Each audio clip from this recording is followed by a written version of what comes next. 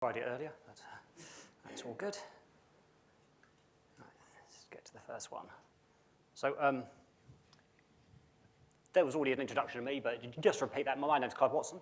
I'm an Azure architect, in effect, but I really focus on the security tools and don't know what I did there, but just make sure there's no audio on my laptop.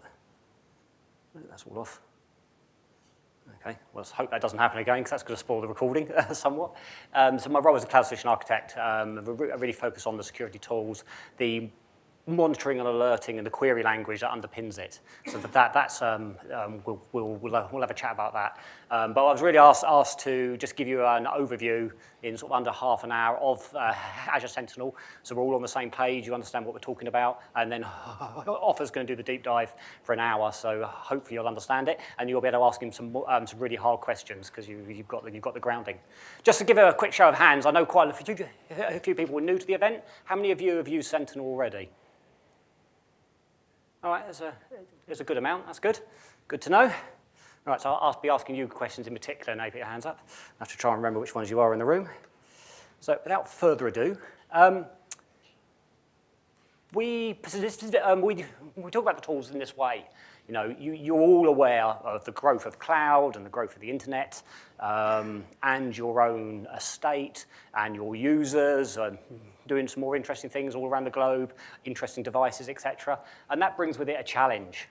You know, the challenge is data. A real issue around data and the security of that data. You know, you don't know what device they're going to be using, when they're going to come in, where they're moving around as well, which we see an awful lot these days. You know, people signing on a device in one location and moving to another location. People doing lots of things very, very quickly. Things like information of things, you know, and Internet of Things. Lots of different devices sending a lot of telemetry all the time, constantly. And you've got to search through that noise. And that can be a real challenge. You know, if you think about it in your own business, it might be users, it might be computers, it's going to be network, and it's going to be a whole raft of other things you need to have to sort and shift through at speed to understand if you've got issues. You know, have you got a security problem? Does anyone know the average time it takes for an organization to know they've been breached? In days, by the way. Anyone want to go up from that? Oh, very close at the back. It's 191 days, which is still, I find, a very scary fact, and I don't think it's changed in 4 years. So hopefully now we've launched Sentinel about 3 weeks ago, that number will start coming down. So we'll have to see. So with that, we have like a change in landscape as well. You know, the actual threats change. People are getting very good at masking things. The attacks are changing on a daily basis. We have to understand those. And one really key bit about Sentinel, we'll talk about it a little bit more. It's in the bottom of the screen a little bit. It's around the automation piece. You know, that's a lot of other technologies out there have been very good at detecting things, but not automating a response to it. And that's one of these areas we've really focused on, or the team have really focused on to understand that problem and deal with that problem. I think often when he does the demo, we'll spend quite a bit of time on that particular area, I hope. Otherwise, I've just dropped him in it. So let's see how that goes. Because of that problem, and I'll talk about some of the numbers a little bit later, we need to change the way we do things. So the whole way a security operations team deals with the incidents and deals with that data has got to change. And the power of the cloud helps you with that, and artificial intelligence and machine learning in particular. You know, when we've got that data stored in a structured way and a way that we can query and we can gain insight off of, that makes a huge advantage compared to having it in silos, in different areas where you have to maintain it and you can't always get to it, different bits of the business, different data centers, different server rooms, wherever it happens to be.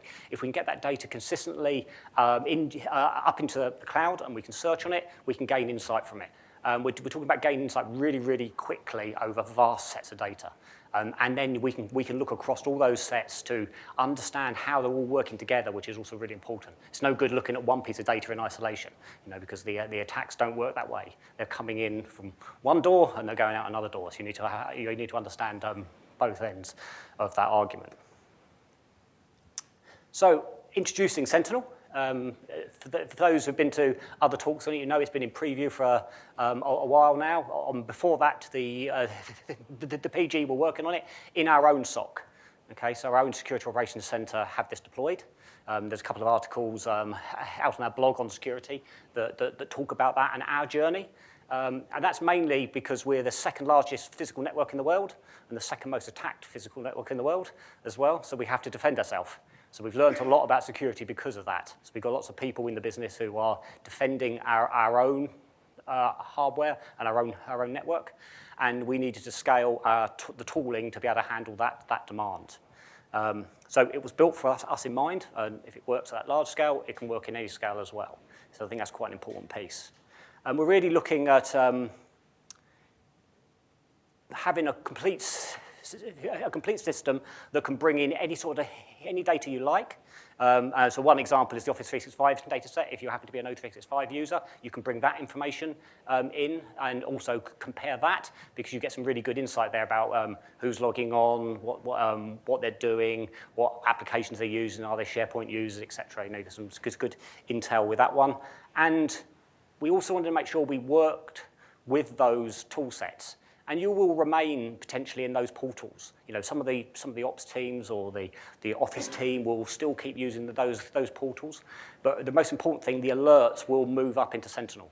So from a Security Operations Center point of view, they will be able to see down into all these other technologies, which hopefully leads me on to my next slide, which is a very quick architectural diagram, very simple one. So it has Azure Sentinel across the top, and then we pull in other data feeds into that. So I've just spoken about Office 365 or the Microsoft Security Center feeds, and I'll talk about those on a future slide, a bit more detail on those. We can also optionally pull in Azure Security Center feeds, and really importantly, third-party ones, whether that's syslog or Ceph or F5s or Barracudas or Checkpoint or whatever it happens to be, your own custom logs. You know, you might have ASCII files that you want to import. You've got applications that you want to import that data as well. We can bring that in and bits off the network, a whole raft of other tools there. And other clouds. So you'll see AWS CloudTrail logs are also in the tool set. With things like virtual machines, we can put agents out onto the virtual machines and get information back. And those machines could be anywhere we can get an HTTPS connection to. So those machines could be in a different cloud. They could be in Google or AWS. They could be in a rack space. They could be in your basement. They could be under your stairs. If you can get a network connection to them, we can get information off them. We don't really care where they are, provided we can see them. We can put a proxy in the way as well if you also need to do that. You don't have machines connected to the internet. But the important thing is you get the data into the system. So I briefly touched on Azure Security Center. So that's been around in the portal for a long time. Again, it's a tool as part of the our security portfolio, if you like. And it's defined by Gartner as a cloud workload protection platform. One of the reasons I put this slide up here is there's been a bit of confusion in a few places about, well, we had Azure Security Center, and now we've got this other security thing in Azure. What's that all about? It's really the focus of Azure Security Center is on the workloads. And you might remain in that tool because you're doing things like compliance and secure score and that type of day-to-day operation. Absolutely fine. But we can then optionally connect that data into Sentinel so you get visibility of any alerts that happen down at that level into Sentinel, so the people in the SOC can understand the whole security posture of all the data that's flowing in there. And then a little bit more on Microsoft Security Center. So we've got a lot of tools that end in center. We've also got a lot of things that end in books these days. We'll probably talk today about workbooks, notebooks, playbooks, and a number of other technologies that also end in book. But we can bring this information in. A lot of this data flows in free, and a lot of the other information that flows across is just alerts. We don't have to move a huge amount of data around because it's generally sat in our data center. So we push a small amount of information when we need to, but a lot of alerts travel up to us in Sentinel over the connector. So you can you get the least amount of information moving as possible, and a lot of that information is marked as free, so we don't charge you if you've already transferred that into us as well, which is important. I don't offer if you're doing anything on pricing on your bit, but great, fair enough. sure there'll be a question on pricing at some point, so I'll probably have to answer that. Just some other stats for you. Huge investment from our point of view. I believe that is our SOC, isn't it, Offer? That's the picture of the right-hand side of the one in Redmond. Have you been there? No. Okay, right. Now, I was told it was, but as I haven't been there myself, I can't be 100% sure. And they probably wouldn't claim it was anyway, even if I did. But a huge team of people that are looking after this data set, as you'd expect, based all around the world. And we get some good telemetry out of our own information, obviously. And then we can pass that on to you guys, because we're understanding this, the attack vectors we're getting, the bad IPs we're seeing, the botnets, the darknets, all that type of stuff. And the team responding to those. We have both a blue team and a red team, so they change roles once a week. So for half of the month they're defending and half of the month they're attacking. So they get to learn both sides of the story. And this is the one thing I like. It's a very simple slide, probably one of the most simple ones up here. It's really sort of just talking about why we would put something like this in the cloud. And it's mainly the scale. So we're dealing with petabytes and tens of petabytes, hundreds of petabytes of data, potentially. And you can't stick that on a hard drive under a desk anymore in a server room. Don't think anyone from some of the organisations I've met in the last sort of 18 months on this journey, but quite a lot of them have got one server, which is their SIEM or SIM system, and it's sat in a room, and it's normally quite unloved, and it may be attached to a SAN if they're lucky, so it's not particularly robust, and they don't get much value out of that. As we start to move into this new world, as people are deploying more SaaS and PaaS services, you have to adapt, you have to do things in different ways. And that does mean storing data and analyzing that data, being able to infer something from that data. And the cloud really opens up that scale to us, and also the speed. Be able to return. You don't want to wait 191 days to know you've been breached. You want to defend instantly, or as close to instant as you possibly can, in a very structured way. And that's one of the real one of the real focuses of the tool set. So it's a SIEM or SIM, depends which part of the country or world you're from. I'll probably use both. It's part of the Azure portal, and when Offer does his demo, he'll launch into it. But there's no configuration for you. You just go into the Azure portal, it's on the drop-down, you type in Sentinel, and it's there. Okay, so you don't have to think about deploying it. It does need a workspace, a database, to store its information. So if you don't have a workspace already set up in your organization, or workspaces, you can go and add one. So it just asks you, whereabouts in Azure do you want to create that workspace? And you select an area of Azure, and then it will start using it. If you've already got a workspace, fantastic, because it will just read from that. So it will start looking through your events and your alerts and your security events, whatever you're keeping in that space, and it infers something from that. You would potentially optionally have to create some alerts, and you'll go through the alerts, so I won't do too much on alerts because I'm going to spoil any of that. But we've been building those into the portal. Any of those people on the preview would have noticed it lacked alerts from day one, but that's all been fixed now. There's over 100 alerts in there by default. Off by default, by the way, so you have to opt into them if you actually want them. There we go.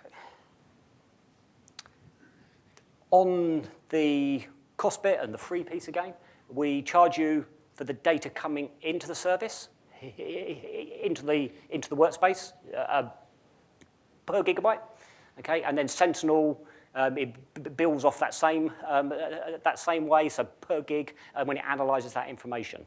Okay, so you get the data coming in, there's an ingestion charge, and there's a charge to analyze that data over the top, also but on a per gig basis. So it doesn't matter how many machines you got or any of those other things, it's a per gig piece. If anyone's interested, there's lots of queries out there and lots of ways of finding what you've currently got, so we can help you with that as well if you need to. And we have capacity reservations now as well, which will go live when we start to bill for this on the 1st of November. So it's not been charged for at the moment, but on the 1st of November it will be.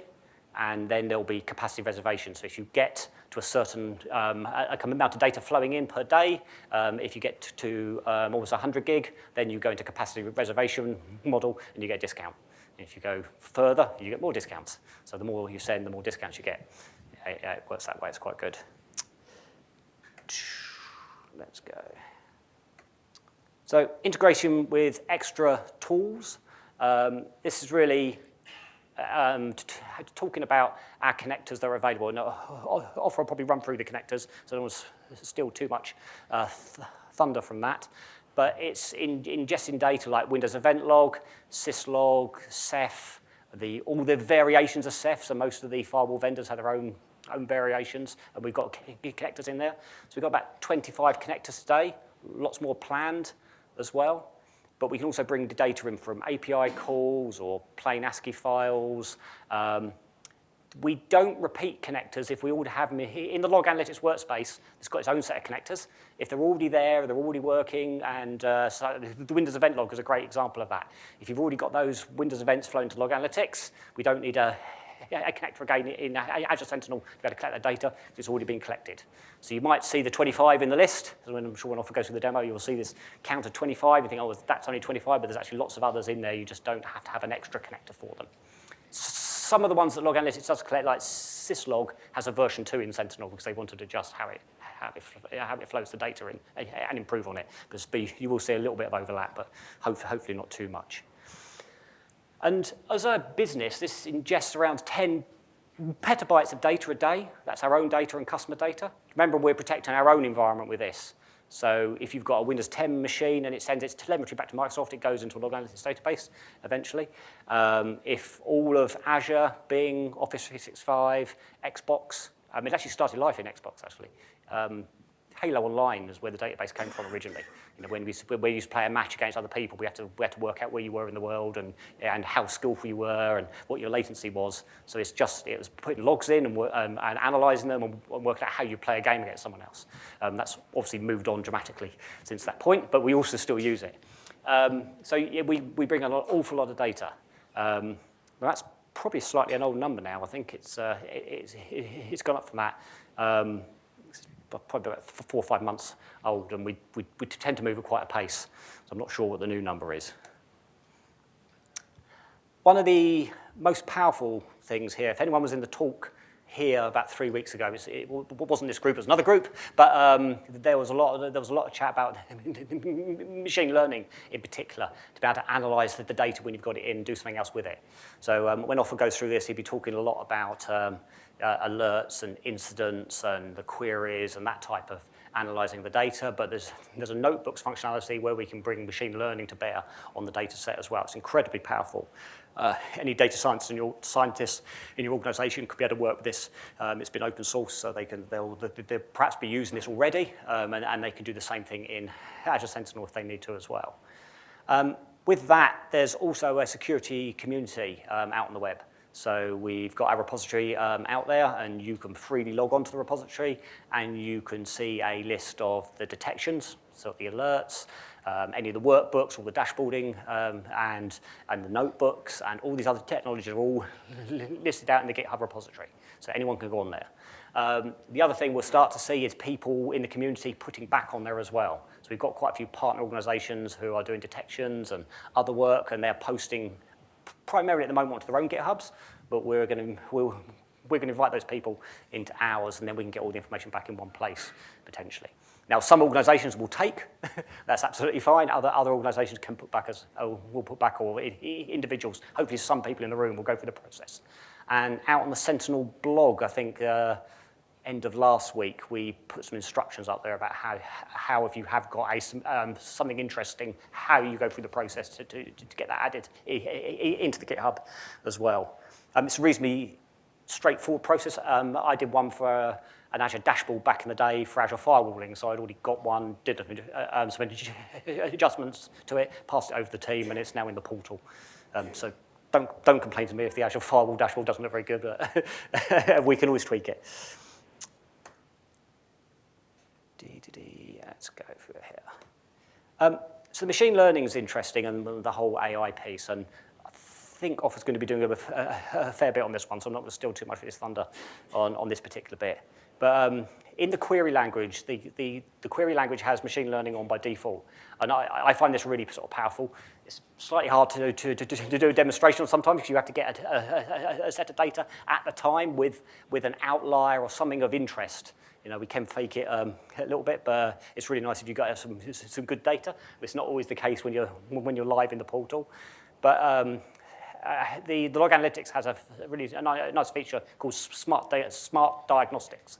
And that's machine learning looking at your data sets and deciding if it can infer something from it, if there's enough of an outlier. So this point of a chart is lower than that point or higher, and it can do something with it. You always know when you've got one of those, you get a bouncing purple triangle just above the data. So that's machine learning sort of saying, I think I know what this is. And if you click on it, it will take you into another part of the portal, and it will build a machine learning query for you to try and analyze that data. So it does it in real time. It's so you've stepped back from the keyboard and someone's typing, and it sort of builds the query out, and it will show you where we think the problem is. And then it will ask you afterwards, are we right? So that helps us train the machine learning algorithm. So if you please say yes or no at the end of that if you do see those.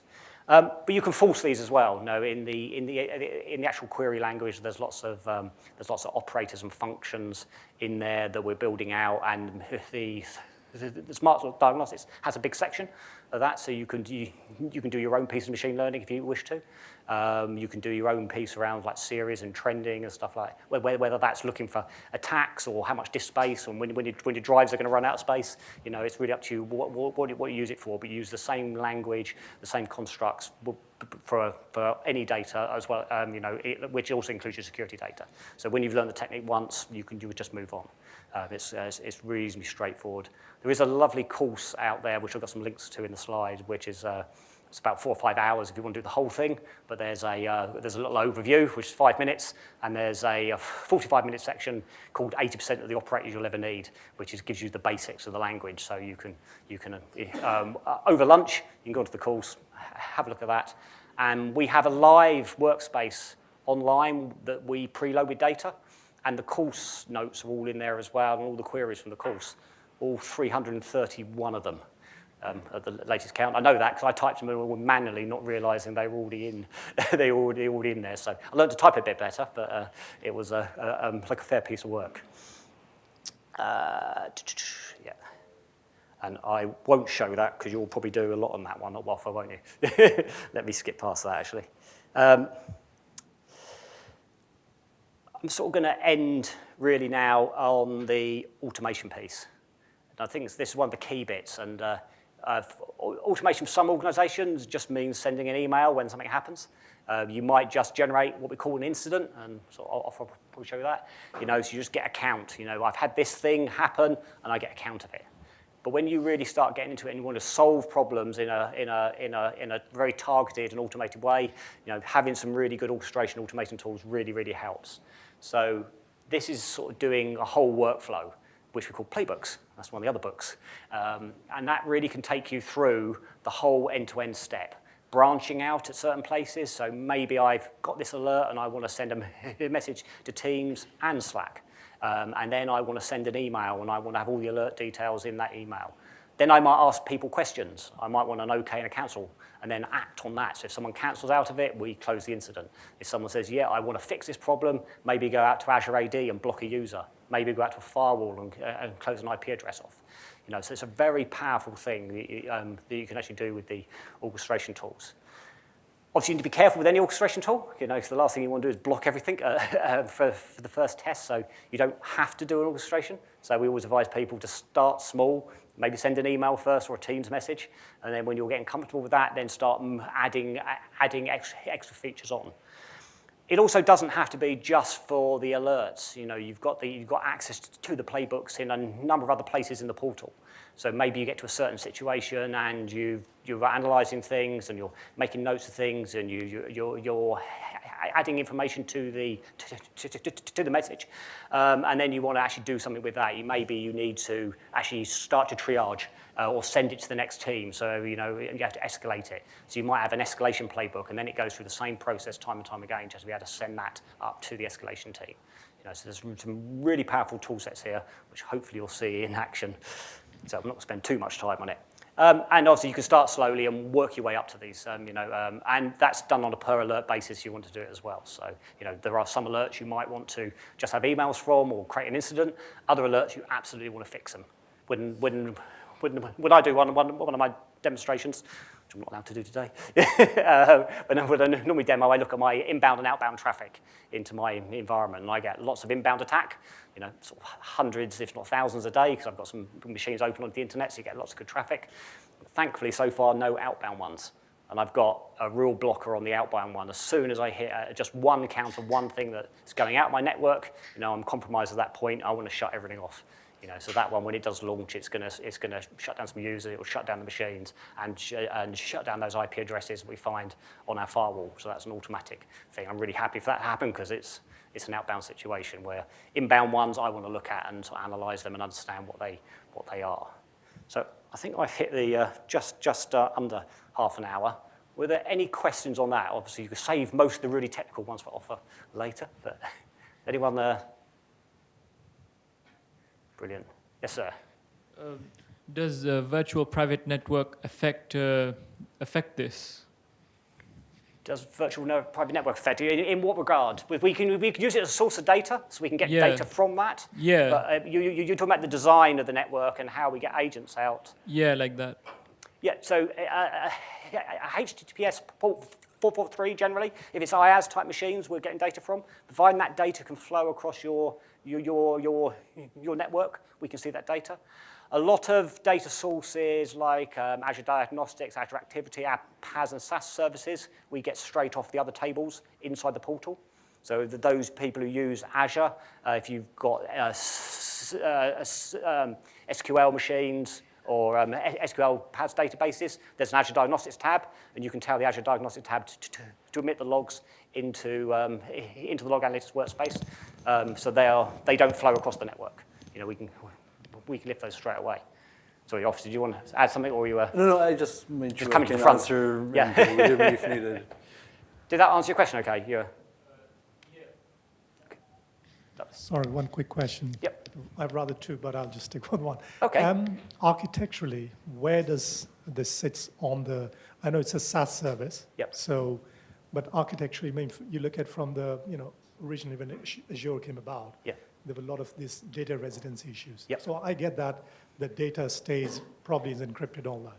Yep. But then the AI engine that's running on Yep. it, Cortana or whatever, or machine learning model Yep. that's running, there's obviously the thing about, how you're de-anonymizing that data. Yep. And where architecturally is it sitting? Because collecting all those logs into the system, you're feeding off a lot of information. Yep. And you're building your ML models and improving the CM for everyone else, but and how do you address those concerns? So architecturally, the log analytics store is something you create in your region, or the regions you want to deploy to. So if you're an international company, you might have a workspace in North Europe, and you might have one in Australia, you might have one in Canada. You can have these database stores anywhere you like. So if you're based in the UK, you might put it in South UK or North Europe or West Europe. It's really up to you where you store those. That sort of ring fences that piece of the data. Now, there are some bits of data that are global, Azure Active Directory, for instance. But in the EU region and the Americas region, we don't have any other data sources outside of those areas. There are some challenges in places like Australia, East, I think it is, isn't it? Where we just for the size of the regions and our rollout so far, we aren't completely isolated with those ones. But generally, if you're in the EU or the US, it's all protected, ring-fenced. Now we have to discuss Brexit, of course. Yeah. This week. So the details are currently the data at rest for long-term retention, as Clive mentioned, is at the data center you selected. You are right that some of the processing we do around AI, the shorter-term incident detection, we do not guarantee today to stay in your region. There are two options we do. Everything in Europe stays within Europe. Actually, it's in West EU. So in the UK, it will be Europe, but not the UK today. And in the US, again, it stays in the US.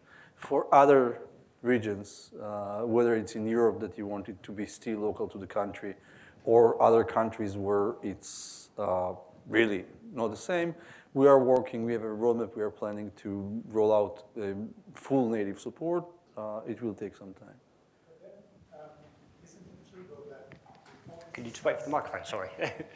So everyone that's behind can hear Yeah, it. sorry. it's just echoing. So, because it's kind of running off a SaaS model, Yeah. do you have one instance for every single, or you're running a global instance that's ingesting and running this whole data? Forgetting about the data itself, but the engine itself. So let me answer that. So I think that what I described around data residency sort of implies that. The long-term retention engine, log analytics for that matter, is now deployed in a very large number of data centers locally. The secret sauce, so Sentinel, which is a solution on top of log analytics, is currently deployed actually in a bit more than 2 data centers, but in 2 data centers we commit to. Okay, so yeah, it's the servers we run to create your alerts and the machine learning run today in actually 3 data centers, 2 in the US, 1 in West EU, and we need to expand that to support additional geographies natively. One thing to do keep in mind, all the discussion is about data at rest. Data in motion in the cloud world is way more complex. It's very hard for me to ensure you that if you send from Ghana data to your selected data center in wherever, in the UK, where it crossed specifically. There are ways around that. You can use direct channels to the data center, but in general, data at motion is harder. There's also collection from Microsoft sources. Clive mentioned Azure AD. So if you collect from Azure AD, you need to expect that the data came from somewhere in Azure AD even before it got to Sentinel. So data in motion is more complex. Any other questions? I don't want to. Hi. I just wanted to ask also regarding resiliency and data disaster recovery scenarios, how Sentinel actually handled this, because so far you've talked about a single workspace. Is it like, again, how you handle disaster recovery in it? Do we take? Yeah. So all the storage in Azure, we keep at least 3 bits of data. So if you're creating a virtual machine or you're creating anything in Azure, we always keep it 3 times. So we keep a copy, a synchronous copy, and an asynchronous copy. The data sets, you can then replicate that to other regions. Now the log analytics workspace clusters are huge. There's many hundreds of petabytes in size.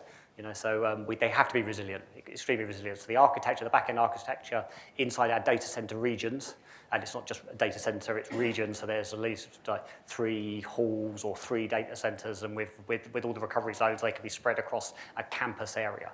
We call it a data center, but it could be, the availability zones could be quite a way apart.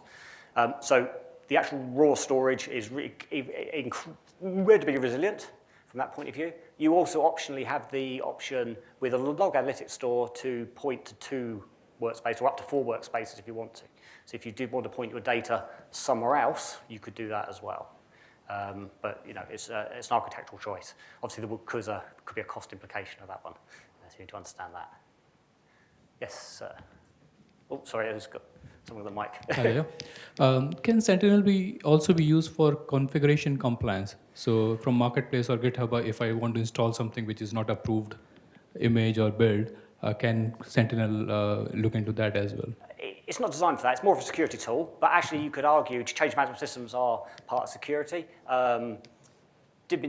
Personally, I've been doing a little bit of work with that with a customer, so they want to use the log analytics store as a bit of that. So it's got a count of the devices, operating systems, and that type of information.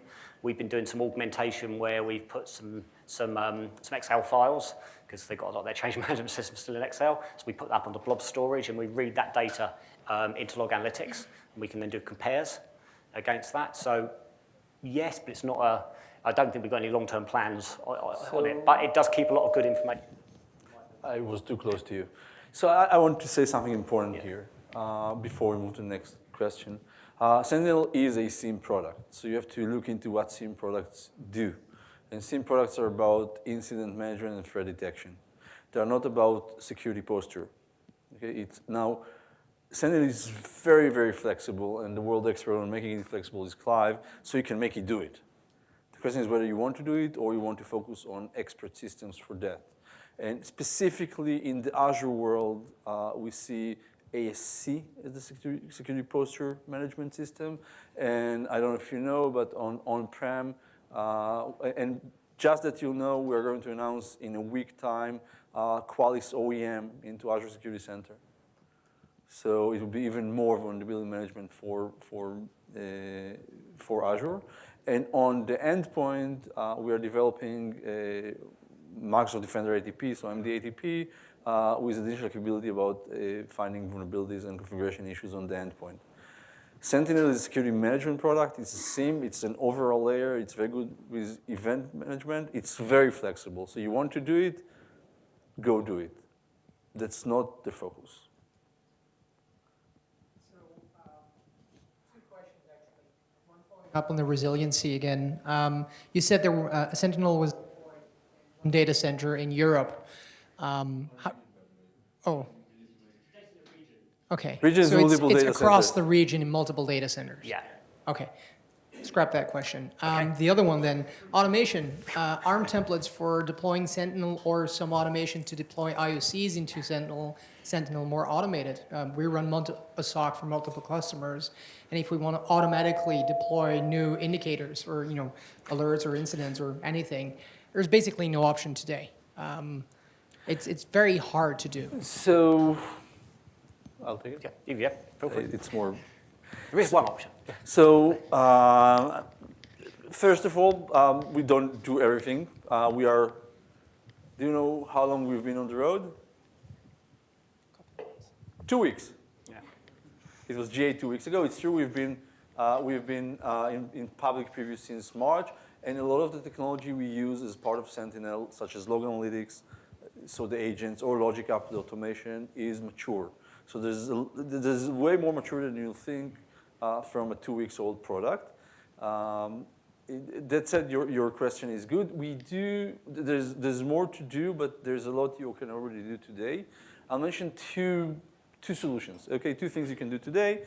They may address your need when you say IOC. It's a lot of things. So first of all, there is an API. It's already out there.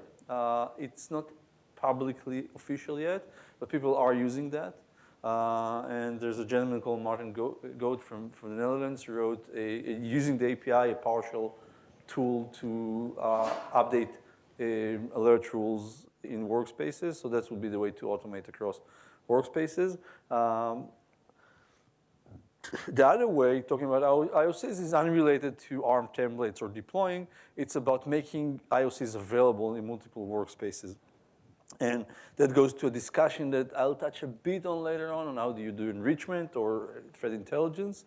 There are multiple ways to do that, but essentially, you either use a KQL feature called external data as part of your queries, and that knows how to fetch data from a central location as part of each query.